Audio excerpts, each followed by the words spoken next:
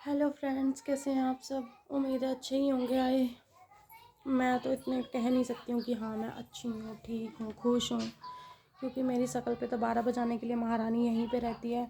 लेकिन हाँ, हमारे मकान मालिक ने एक चीज़ की है जो मतलब हम दोनों में झगड़ा या कलेशबाजी ना हो, तो उसका सलूशन उन्होंने किया है कि उनको जो बाथरूम को लेकर झगड़ा चलता था हमारा, वो बाथरूम अब उनको अलग दे दिया है। अब उसका उस बाथरूम में कोई काम नहीं है, वो सिर्फ मेरे हिस्से में आ गया और मैं इस चीज़ से खुश हूँ। कुछ भी नहीं कह सकती हूँ यार, कि क्या ही बोलूँगी। बस ये है कि टेंशन ख़त्म हो गई, क्लेश ख़त्म हो गया ना, ये बहुत बड़ी चीज़ है। काश ये चीज़ थोड़ा पहले हो जाती तो मेरा नुकसान नहीं होता और मेरे शायद 2-4 हज़ार रुपये जो भी अब लगेंगे, कोई देगा तो उनको है नहीं, भुगतना तो मुझे खुद ही पड़ेगा वो चीज़। तो बस क्या ही बोलूँ यार, मैं कुछ है भी नहीं इतना स्पेशल मेरे पास बोलने के लिए। काश वही है कि काश थोड़ा पहले हो जाता ना, तो इतना ड्रामा नहीं बनता जितना बना है, इतना सब कुछ नहीं होता जो हुआ है। ये रोज़ रोज़ का क्लेश, पूरे मोहल्ले में ऐसे तमाशा, ऐसे टेंशन, ये सब नहीं होता। काश वक्त रहते चीज़ें सुधर जाए ना, तो इतना प्रॉब्लम ना हो लोगों को, कुछ थोड़ा सा एडजस्ट कर लें एक दूसरे को। लेकिन कुछ लोगों को ना कभी शांति नहीं मिलती, वो एडजस्ट नहीं करना चाहते, बस लोगों की नाक में दम करना उनको अच्छा लगता है। पता ही नहीं कौन सी खुशी मिलती होंगी ये सब करके। तो अब मैं क्या ही बोलूँ बस ज़्यादा, तो क्योंकि मेरे पास कुछ बोलने के लिए है नहीं। बस यही बोल सकती हूँ कि हाँ, थैंक यू मकान मालिकों के लिए कि हाँ भाई, उन्होंने मेरी प्रॉब्लम को देखा, समझा और मुझे शिफ्ट नहीं करना पड़ रहा है। इसी चक्कर से सोच कर ही बस मैं खुश हूँ कि हाँ, मुझे शिफ्ट नहीं करना पड़ेगा। बाकी उसका नहीं अभी कुछ कन्फर्म है कि वो जा रही है यहाँ से कि नहीं जा रही है, वो चीज़ मैं नहीं कह सकती हूँ, क्योंकि उसका भी कोई कन्फर्म अब मुझे लगता नहीं है कि ऐसी कोई वजह है हमारे पास कि अब हम खाली करें या वो खाली करें। क्योंकि जो प्रॉब्लम की जड़ थी ना, वो वॉशरूम के चक्कर से ही झगड़े होते थे हमारे, और वही अब हमारा अलग अलग हो गया है। तो शायद अब कोई लड़ने की वजह ना मिले, और अगर उसने मेरा कोई नुकसान ना किया तो, क्योंकि वो अक्सर नुकसान करती रहती है ना, तो वो चीज़ प्रॉब्लम बन जाती है। कोई मुँह से बदतमीजी करता रहे, ठीक है, तुम 4 सुना दो, 2 सुना दो, जितना तुम्हारा मन है तुम अपनी भड़ास निकाल लो यार। लेकिन जब इंसान लगातार वही चीज़ें करता रहता है ना, नुकसान पहुंचाना स्टार्ट कर देता है, छोटी छोटी चीज़ों को नुकसान करता है ना, तब प्रॉब्लम होती है।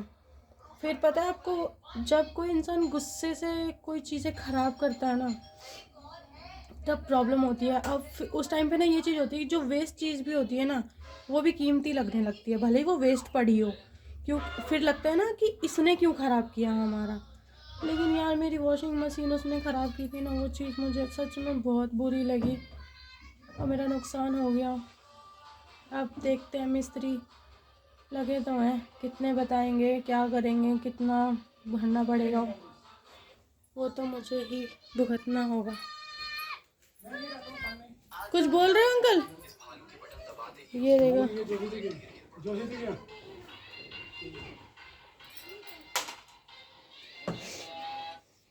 तो ये देखिए, लगे हैं अंकल।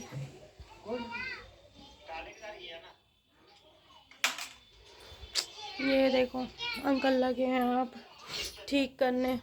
अब देखते हैं क्या बताएंगे, कितना बताएंगे। मेरा तो नुकसान होना था, हो ही गया। कितने लगेंगे मुझे नहीं पता, क्या क्या इसने बिगाड़ा है। सिर्फ वो मुझे तो सिर्फ बाहर का दिख रहा है कि हाँ वो कट लगा हुआ दिख रहा है, वो तो चेक होगी मशीन तब पता चलेगा हीरोइन ने कहाँ से और क्या क्या नुकसान किया है। भगवान ही जाने यार, कैसे लोग होते हैं और क्यों करते हैं यार ऐसा।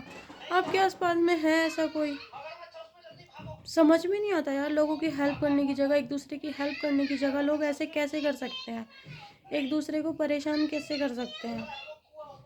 इंसानों के अंदर इंसानियत नहीं बची क्या? कोई गरीब है, किसी के पास 4 पैसे ठीक ठाक हैं, किसी के पास नहीं है, कोई कैसे गुजारा कर रहा है। तो यार एक दूसरे की हेल्प करनी चाहिए ना, ना कि एक दूसरे के नाक में दम करना चाहिए। अक्सर ये चीज़ें ना लेडीज़ों में पाई जाती हैं। सच में ये प्रॉब्लम सिर्फ़ और सिर्फ लेडीज़ों में ही होती है कि वो एक दूसरे को देखकर शांति से नहीं रह सकती है। अब सबसे बड़ी प्रॉब्लम ये आती है कि मैं यहाँ घर में रहती हूँ, वो काम करने जाती है, ठीक है। अब काम करने जाती है तो जाए ना भाई, इसमें मेरी क्या फ़ॉल्ट है? तुम काम करने जाती हो, घर के बाहर जाते हो, तुम्हारे टाइम पे मैं नहीं होती हूँ, तो वहाँ पे उसको सुबह नहाना धोना होता है, क्योंकि उसे पूरा दिन घर के बाहर काम करने जाना होता है। तो उस टाइम पे मैं वॉशरूम में जाती ही नहीं थी, बिल्कुल भी नहीं जाती थी भाई। हाँ, मेरा पानी को लेकर अक्सर चलता रहता था, मुझे पानी गर्म करना होता था। जैसे मुझे मकान मालिक ने बोला कि आप वहाँ पानी मत लगाना, मैंने नहीं लगाया। सच में मैंने उस दिन के बाद पानी नहीं लगाया था। उसके बाद उसको खाली टैंक से भी प्रॉब्लम थी। खाली टैंक को कभी इधर कभी उधर, आपको मैंने दूसरी वीडियो में दिखाया भी था कि उस टैंक को एक दिन उसने वो क्या बोलूँ यार, लैट्रिन के गेट में घुसा के रख दिया था हमारी, ठीक है। वहाँ पे घुसा के रख दिया। अभी मैं घर में अपने सुबह सुबह बच्चों के लिए रेडी करूँ, नाश्ता बनाऊँ, बच्चों को संभालूँ, या ये ऐसी ऐसी छोटी छोटी चीज़ों को देखती फिरूँ कि हाँ इसने क्या बिगाड़ा मेरा, कहाँ पे घुसा दिया। अभी बच्चे आए मेरा 5 साल की बेटी है मेरी एक छोटी सी, और जब वो वॉशरूम गई सुबह सुबह तो कह रही मम्मी यहाँ पे मैं कैसे जाऊँ। तब देखा, मैंने कहा ये क्या ड्रामा है भाई। तब उसने अगले दिन, एक दिन की दिखाई दी मैंने, वो उठा रही थी उसको, निकाल रही थी, ठीक है। दूसरे दिन उसने उसको लेटरिन के गेट में अटका के रख दिया। अभी बच्चे कैसे करेंगे यार, सुबह सुबह कभी पानी के लिए चिल्लाना, ऐसी ऐसी इतनी सारी चीज़ें थी ना भाई, क्या ही बोलूँ। मतलब सुबह सुबह यार कौन लड़ता है सुबह सुबह, लड़ता है कोई?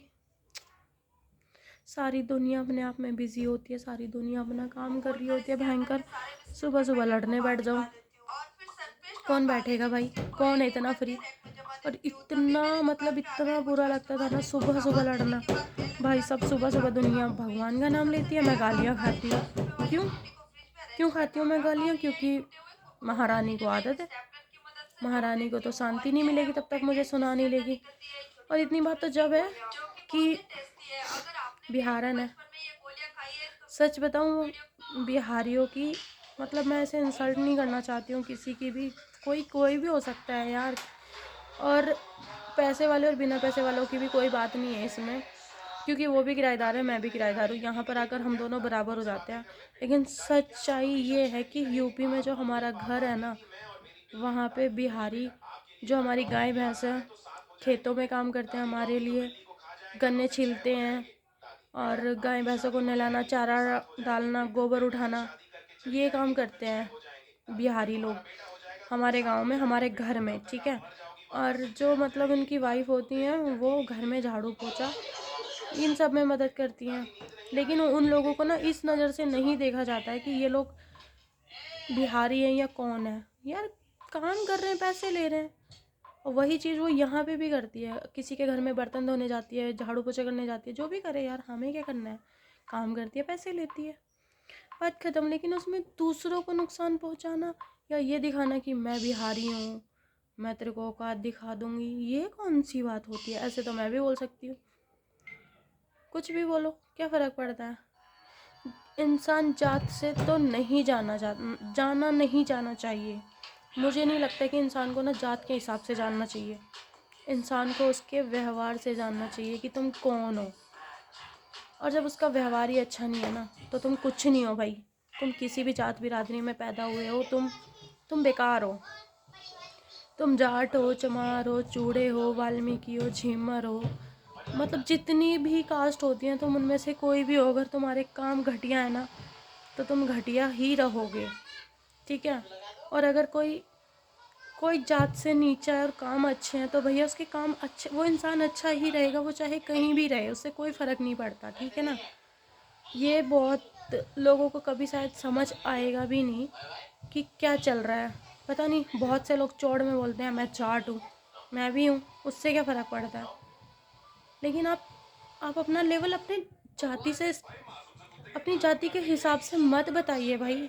जाति कोई चीज़ नहीं होती है, किसने बताया कि कौन है कौन है? सबने अपने आप डिसाइड कर रखा है इसके घर में पैदा हो गए जाट बन गए, उसके घर में पैदा हो गए चमार बन गए। भैया ऐसा कुछ नहीं होता है। नॉर्मल इंसान हो, इंसानियत तो रखो कम से कम। इंसानियत तुम्हारे अंदर है नहीं, जाति धर्म लेके घूम रहे हो, झंडे पर्चे हिलाते हुए हम ये हैं हम वो है। कुछ नहीं हो भैया तुम। अगर तुम्हारे अंदर इंसानियत नहीं है तो तुम कुछ नहीं हो। तुम इंसानों को देखकर उनकी हेल्प नहीं कर सकते हो ना, तो तुम बेकार हो। ठीक है, मैं बस इतना ही कहना चाहती हूँ कि एक दूसरे को देखकर जलने की बजाय ना, अगर शांति से एक दूसरे की हेल्प की जाए, एक दूसरे को समझा जाए, तो ये घरों के क्लेश नहीं होंगे। लेकिन कुछ लोगों को ये चीज़ समझाना ऐसा लगता है कि पत्थर पे सर मारना। क्योंकि मैं पिछले 1 साल से यही कर रही हूँ। मैं पिछले 1 साल से उसकी गालियाँ सुन रही थी कि क्या करना है यार, छोड़ो ना, चिल्लाती है चिल्लाने दो। मुझे यही था कि चिल्लाती है चिल्लाने दो ना, क्या फ़र्क पड़ रहा है, कोई बात नहीं। इसका गुस्सा मुझ पे निकल जाता है, बात ख़त्म। बेचारी मतलब इरिटेट होकर आती है कहीं से, मुझे सुना के इसको शांति मिल जाए, ठीक है सुना ले। लेकिन इसका मतलब ये नहीं है ना कि आप मेरा नुकसान करोगे। मतलब मैं उसकी गालियाँ खा रही हूँ ये उसके लिए कम था, अभी उसे मुझे पैसों से भी नुकसान पहुँचाना है, और वो उसने किया। अब मेरा कितना 1000 का चूना लगेगा मुझे नहीं पता। और वो चीज़ मुझे बहुत बुरी लग रही है कि मेरा इतना मोटा नुकसान हो गया। भाई प्लीज़, अगर कोई मेरी ये वीडियो देख रहा है तो प्लीज़ एक दूसरे को समझो, एक दूसरे को सपोर्ट करो, हेल्प करो, ना कि उनके नाक में दम करो। प्लीज़ भाई, क्योंकि सब लोग एक जैसे ही हैं, सब लोग इक्वल है। कोई ऊपर नहीं, कोई नीचे नहीं, कोई बड़ा नहीं, कोई छोटा नहीं है। अगर आपके अंदर इंसानियत है ना, तो आप सबसे ऊपर हो। अगर नहीं, फिर कोई फ़ायदा नहीं है आपके होने और ना होने से। मैं नहीं मान सकती यार। पर हाँ, इन चीज़ों से एक चीज़ समझ में आई है कि शराफत उस इंसान को दिखानी चाहिए जो आपके शराफत को समझे।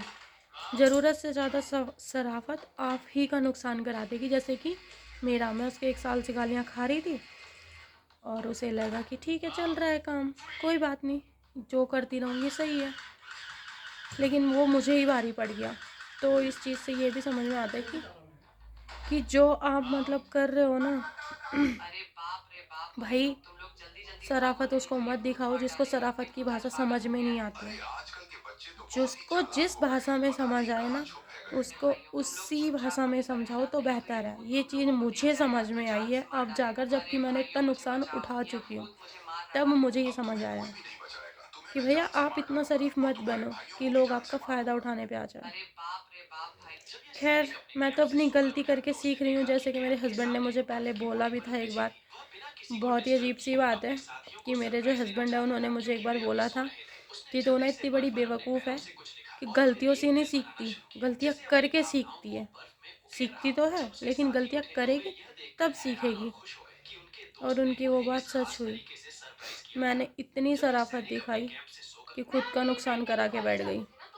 अब नुकसान हुआ तो समझ आया, शराफत सच में भारी पड़ती है। चलिए बाय, मिलते हूँ आपसे फिर दूसरी वीडियो में।